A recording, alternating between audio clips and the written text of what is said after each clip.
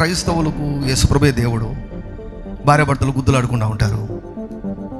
విగ్రహారాధన చేసే హైందవులు చాలామంది కుటుంబాల్లో భార్యాభర్తలు చాలా అన్యోన్యంగా తెలుస్తారు. నన్ను అడగండి, నేను చెప్తాను. మా సర్కిల్లోనే ఉన్నారు క్రైస్తవులు గుద్దులాడుకోవడం, కొట్లాడుకోవడం, ఇదే క్రైస్తవులు. కానీ నాకు తెలిసినటువంటి అన్యులు ఎంత బాగా ఉంటారో తెలుసా? వాళ్ళు దేవుడు లేడు వాళ్ళకి. క్రైస్తవులంట యేసుప్రభువును పట్టుకున్నారంట. ఆయన నియమాలను వద్దు, నువ్వు ఉంటే చాలు నాకు యేసయ్యా. ప్రార్థన చేసినప్పుడు కింద పడతాం, లేస్తాం, అన్నీ చేస్తాం, కానీ మన పద్ధతి, మన ఆలోచన విధానం అంతే.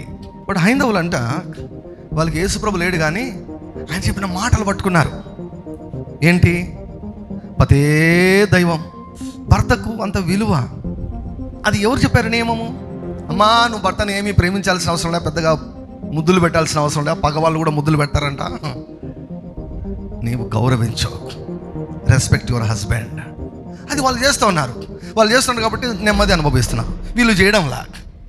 కాబట్టి అందుకే నా యొద్దకు వస్తే ప్రయోజనం కాదు, నా యొద్దకు వచ్చి నా మాటలు విని వాటి ప్రకారం చేయవాడు